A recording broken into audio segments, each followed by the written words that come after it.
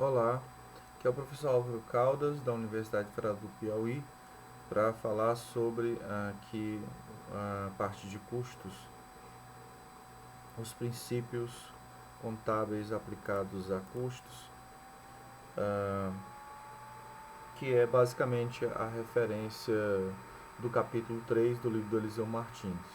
Ok?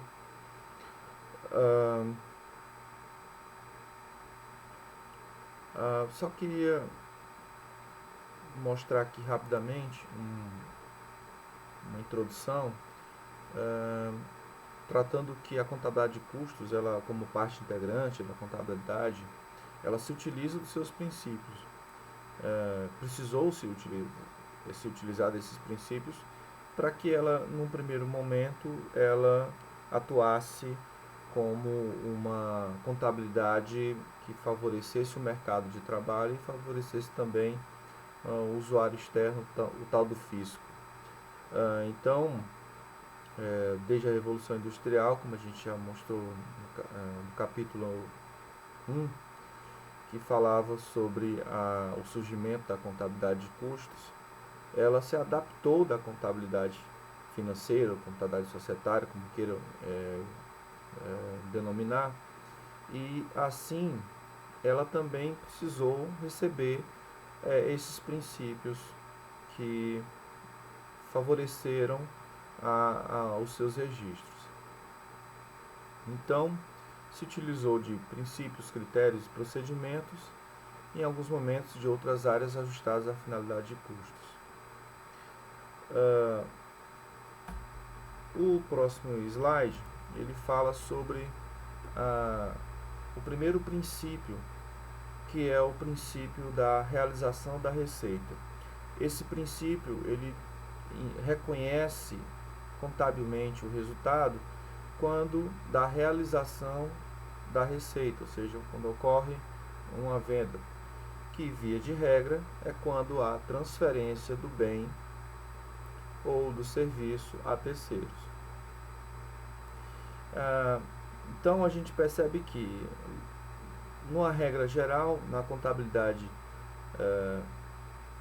de custos e na contabilidade societária, a contabilidade societária só vai registrar os valores da despesa que seria correspondente ao custo dos produtos vendidos, advindo da contabilidade de custos, quando da venda.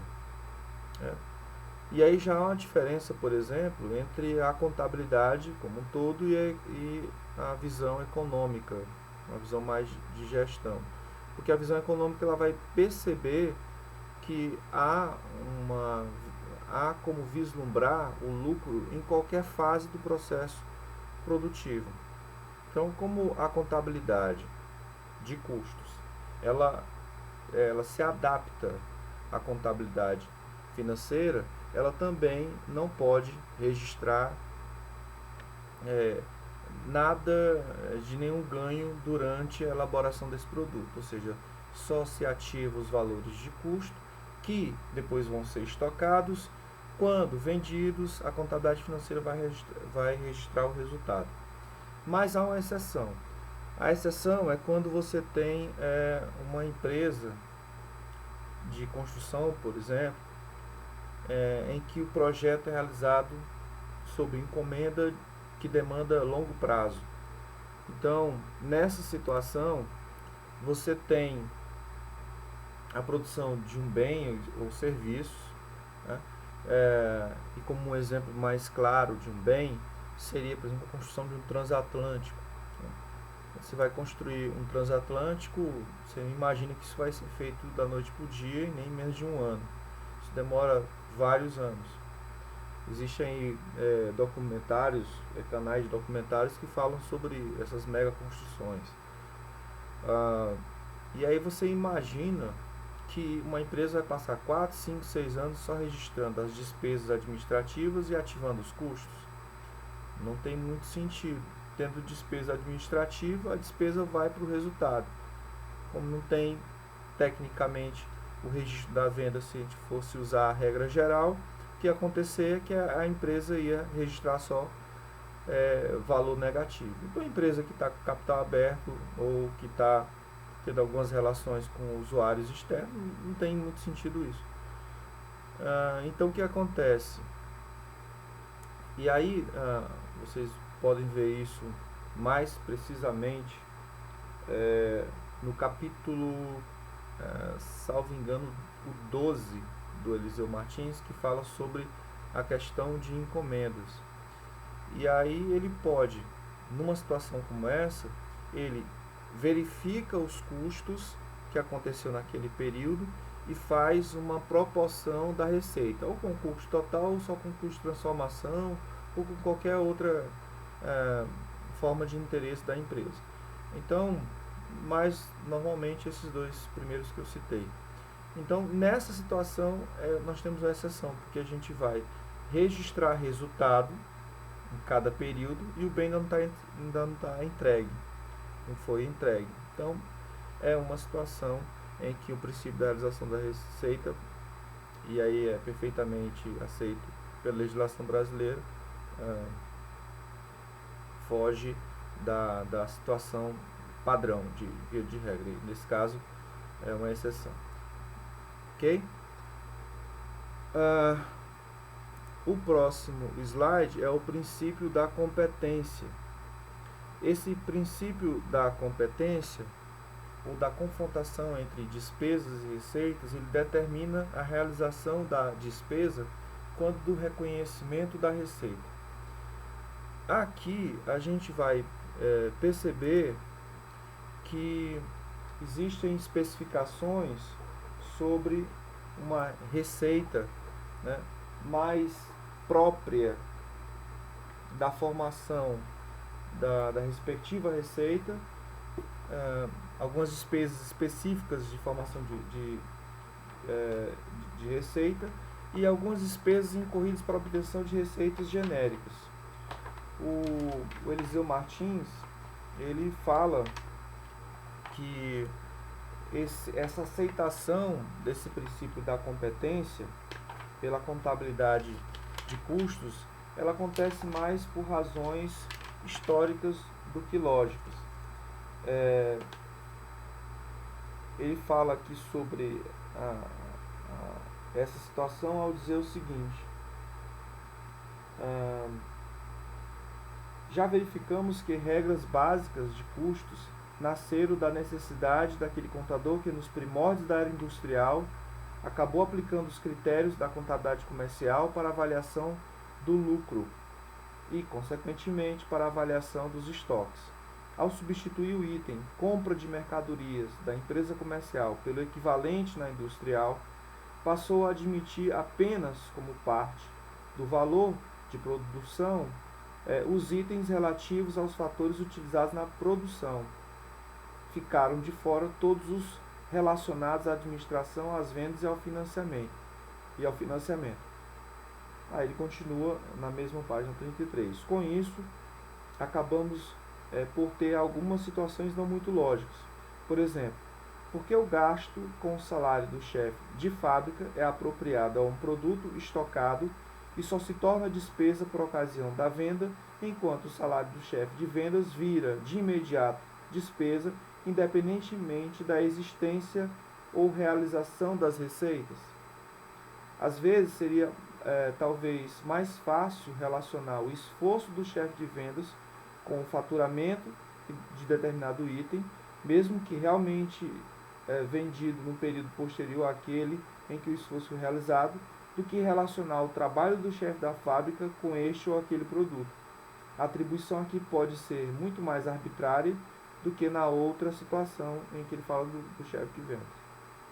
Mas dentro dos princípios hoje aceitos, um é atribuído ao produto, estocado e descarregado no período da venda, que pode acontecer somente bem depois. O outro é imediatamente atribuído ao período em que foi incorrido. Ok? Então, esse seria a questão do princípio da competência. O princípio do custo histórico com base de valor, esse é um dos que é mais atacado. Mas é aceito pela legislação societária e utilizado pela contabilidade financeira e, portanto, não pode ser, por uma questão de acurácia, conciliação, não pode ser deixado de ser analisado pela contabilidade de custo. Os ativos são registrados contabilmente o seu valor original de entrada, ou seja, o seu valor histórico. Aí vem a questão da problemática da inflação. Você imagina que um determinado produto que foi comprado a R$100, decorrido um certo período em que a inflação foi de 10%. Ou a problemática do custo de reposição. Nesse mesmo período, o produto não custa mais R$100, custa 112. O que usar? Se for usar pela problemática da inflação para termos gerenciais, a gente sabe que na hora de vender esse produto, ou utilizar esse produto no processo produtivo, a gente sabe que para manutenção da empresa na questão de continuidade e para formar o conceito de lucro, que é a parte onde que a empresa pode distribuir e manter a mesma capacidade de geração de riqueza, não seria muito interessante a gente pensar no preço antigo. A gente tem que fazer alguma adaptação, porque essa adaptação dá uma visão gerencial mais interessante. No entanto, isso não é permitido pela legislação brasileira. O autor Eliseu Martins, ele fala que há em algum momento sobre a correção integral que foi introduzida no Brasil para companhias abertas em 1987. Essa correção ela é utilizada em demonstrações complementares. Esta se aplica a essas demonstrações exigidas pela legislação societária e fiscal, ou seja, por enquanto são demonstrações à parte. Trata esta correção de, simplificadamente, uma contabilidade não em reais ou qualquer moeda nacional sujeita à inflação, mas em moeda constante. É como se fosse uma contabilidade em UFI, ou em dólar, ou em IPC, etc. Nesse caso, continua aqui o autor, é mantido o custo histórico com base de valor, mas em moeda forte, ou em valor em moeda fraca, mas com correção monetária. Porém, em 1996, com a entrada em vigor da Lei 9.249 de 95, pela a Comissão de Valores Imobiliários criou o MC, que é a Unidade Monetária Contábil, exatamente para esse fim. Quando se acumula um custo de 2, 3 ou mais meses para se produzir um bem ou serviço, tem-se no puro custo histórico um instrumento paupérrimo de informação. O correto, tecnicamente, como continua a afirmar o Eliseu, seria transformar em diversos custos originados em momentos diferentes em quantidade de moeda constante, o que é a mesma coisa que se efetuar uma correção desses valores. Infelizmente, nossas legislações societária e fiscal ainda não evoluíram a esse ponto. Consequentemente, as boas empresas são obrigadas a trabalhar com sistemas paralelos à contabilidade oficial para manter suas informações de custos e outras, especialmente cunho gerencial, em valores efetivamente utilizáveis para fins aqui de tomada de decisão. O próximo princípio é o princípio da consistência ou uniformidade. Quando existem várias alternativas válidas para um registro contábil de um mesmo evento, dentro dos princípios geralmente aceitos, princípios contábeis, deve-se adotar uma delas de forma consistente. O que quer dizer isso? Quer dizer que se eu tenho a questão de critério para rateio dos custos indiretos. Então, eu não posso, isso dentro da contabilidade de custos, eu não posso ficar alterando esse critério a todo e qualquer momento, porque isso vai modificar fatalmente o resultado do período. Então, para efeito de contabilidade de custos, a gente tem que pensar, bom, é esse método que vai ser utilizado, esse método vai ter que ser usado durante um bom período. Há possibilidade de mudança, que isso vai ser foco da auditoria independente. Há possibilidade de mudança? Sim, desde que você registre isso em notas explicativas e mostre os resultados em nota explicativa como seria com o resultado antigo. Então é importante essa situação de o princípio da consistência, como é que ele é tratado na contabilidade de custos, especialmente na questão dos critérios de alocação dos custos indiretos, ok? O princípio do conservadorismo ou prudência. Esse princípio, ele obriga a adoção de um espírito de precaução por parte do contador. Aqui, quando ele tiver dúvida fundamentada, ou seja, na mesma situação lá, sobre tratar um determinado gasto como ativo, ou seja, você vai vai considerar como custo e vai ativar, ou redução do patrimônio líquido, que seria uma despesa, deve optar pela forma de maior precaução, ou seja, pela despesa. Prevalece a hipótese mais pessimista, que não vai provocar o estoque desse valor. Também tem uma situação quando se o estoque for ativado por um valor que exceda o valor de venda, ele deve ser reduzido pelo seu valor de aquisição, fabricação, ao valor de mercado. É bom evitar o uso desta prerrogativa de forma indiscriminada como tentativa de subavaliação desmesurada e intencional da riqueza do resultado, né? Ok? Aqui, deixa eu ver se eu encontro alguma observação do Eliseu.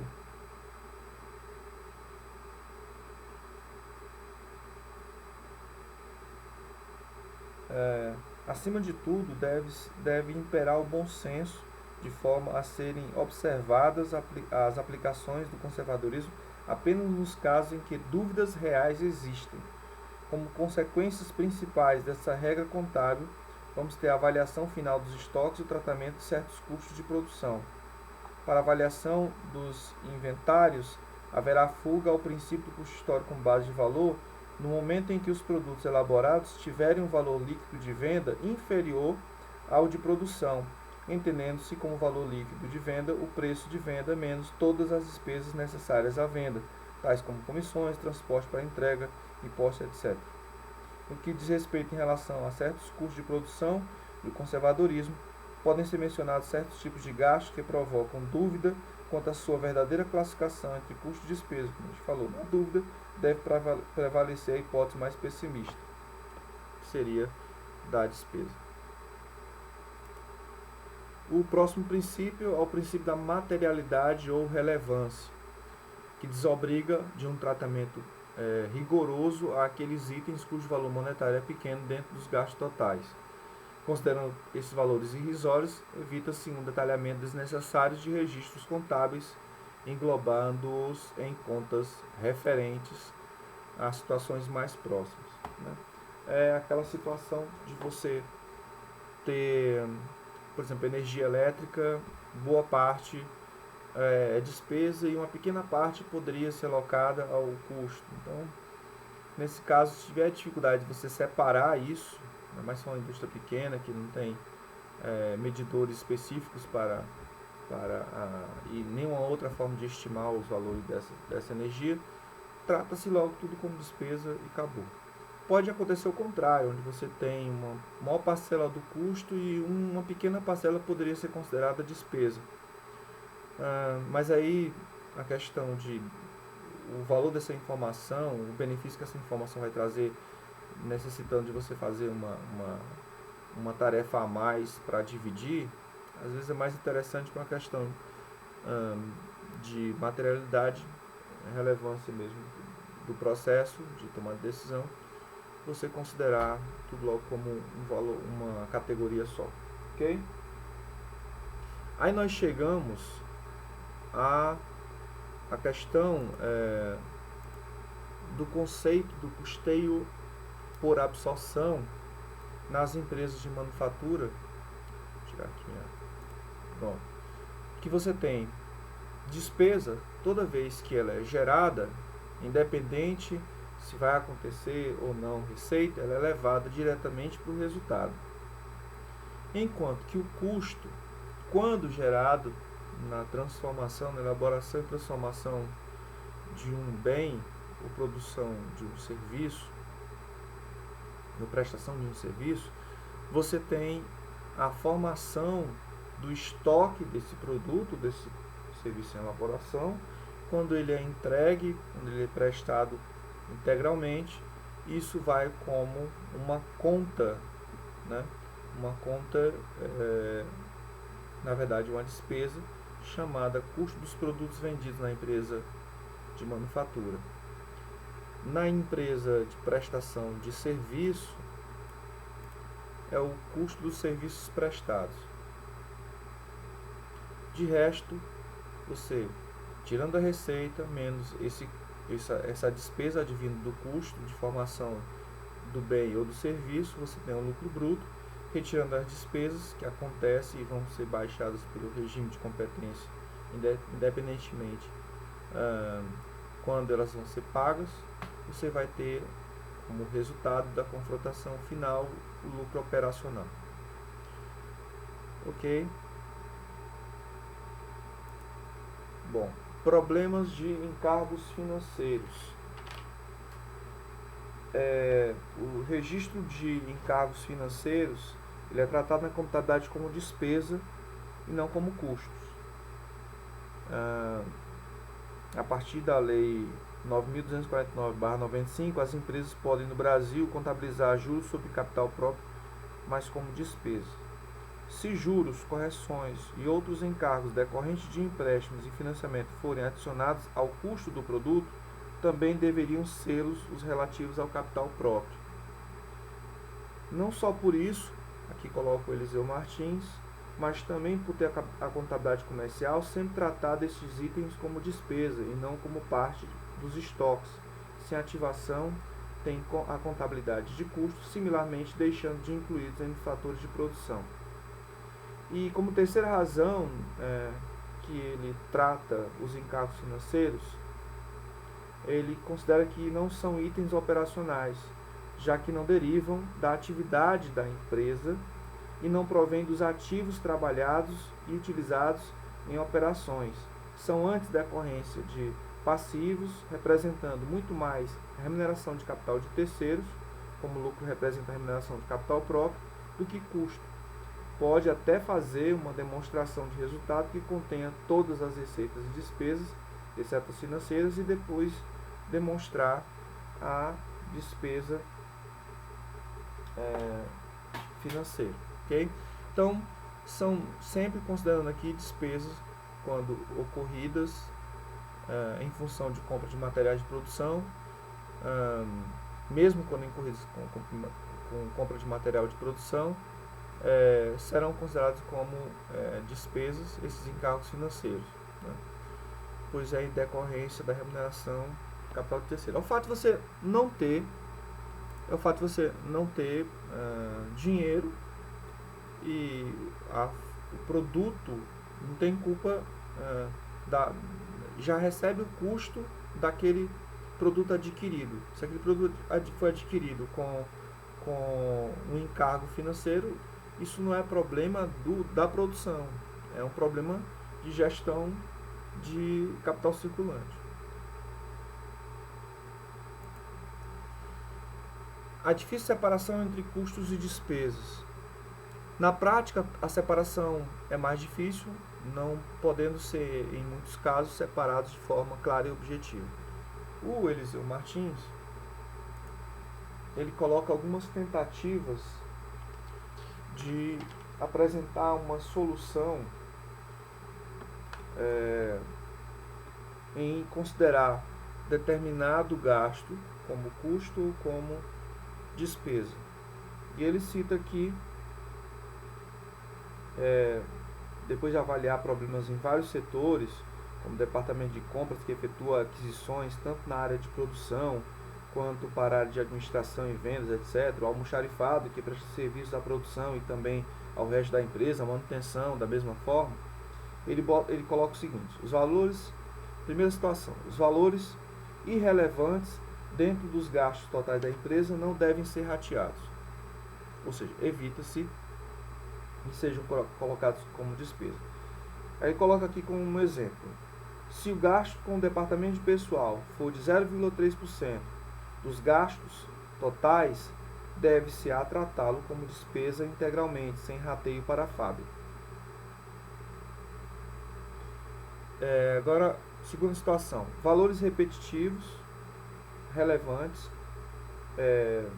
repetitivos em cada período, que no eventual divisão teriam sua parte maior considerada como despesa, não devem também ser rateados, tornando-se despesa por seu montante integral, também usando o conservadorismo.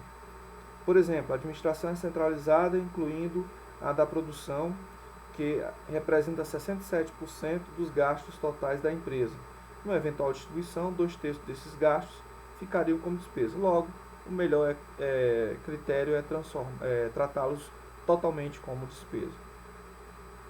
E letra C, valores cujo rateio é extremamente arbitrário e devem ser, portanto, evitados para apropriação de custos. Como exemplo, a apropriação dos honorários da diretoria só seria relativamente adequada se houvesse um apontamento de tempo e esforço que cada diretor devotasse ao processo de administração e vendas e ao processo de produção. Como isso é praticamente impossível, já que é extremamente arbitrário qualquer critério de rateio, porcentagem prefixada, proporcionalidade com folha de pagamento, etc., o mais indicado é seu tratamento como despesa no período em que foram incorridos. Em suma, só devem ser rateados e ter uma parte atribuída a custo de produtos e outras despesas do período os valores relevantes que visivelmente contêm ambos os elementos e podem, por critérios não excessivamente arbitrários, ser divididos nos dois grupos.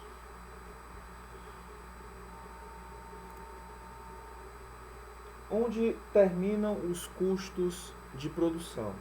Esse gráficozinho é um gráfico que pode tentar mostrar que a visualização ficaria fácil de você entender que até onde eu tenho custo, ou seja, até onde há produção, desde que, obviamente, esses custos aconteçam dentro do processo produtivo.